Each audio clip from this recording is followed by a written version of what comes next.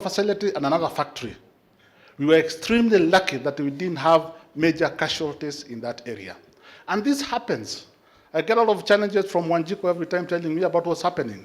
So when we look at all these complications, we think, going forward, one of the things we need to do is accept that we cannot consign a section of our population to just use data fuels. Everybody would want to improve their ranking in the energy pyramid. You want to start with moving out from the bottom of the pyramid where you have data fuels like wood, coal, kerosene, to more quality fuels, electricity, LPG, and other options. So the deliberate policy that we'll be creating is to address those kind of issues. And really what we need to do is to be able to ensure that we can still cushion, ring fence the low-income groups to ensure that as we transition from the data fuel, we can be able to give them options so that ultimately all of us over time can be able to benefit. So I think that's a narrative we would want you to be able to appreciate. The fact that if we increase the price of paraffin, it's not that we want to actually punish any sector of our population, but I think ultimately we need all of us to be able to be at a level that you can be able to enjoy quality energy services. And with that, asanteni sana for coming over.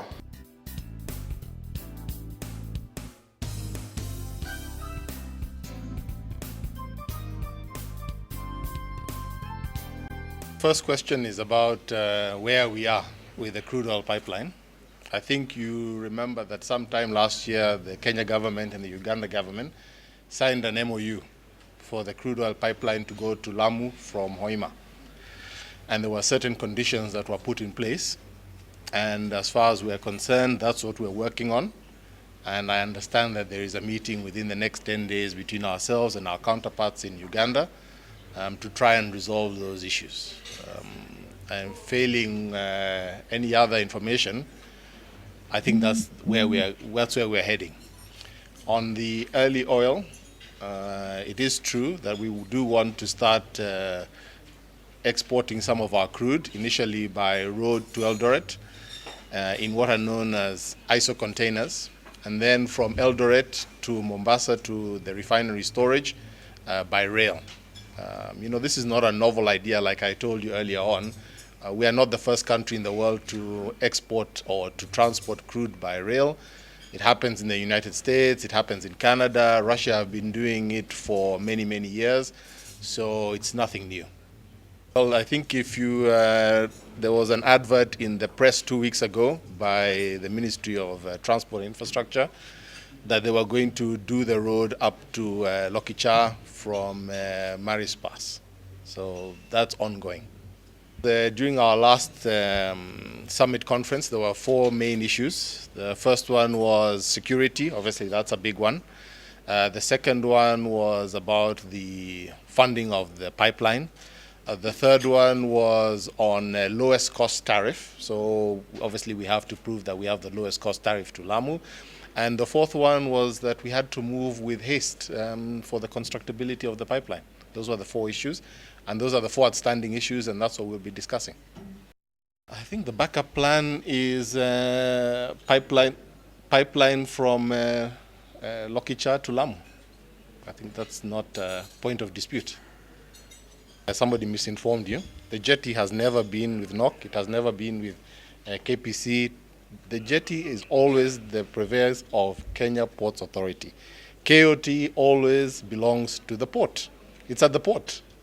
And if you ask the Ministry of Infrastructure and Transport and KPA, they will tell you that they have a program for the modernization of that jetty. So I'm not sure where you got your information from, but it's not correct. What we're doing is that there are a number of initiatives. There are 2 key ones that maybe you need to know about. The first one is the KEPTAP project, the Kenya Petroleum Technical Assistance Program, which is a World Bank, DFID, Canadian government, Norway government funded, which we are trying to put money into skills development. The second one is DFID GIZ program called Skills for Oil and Gas, which we work together with them to facilitate work within government. And they are more on the TVET side. And what they have done is that they have put together what's called a skills gap analysis. So they've gone around the country talking to most of the tertiary institutions and technical institutions to find out what is the training that they do, how is it, how can we use it in the oil and gas sector, and what those skills gap are, and how we can help those institutions fill those gaps. So that's what we're doing.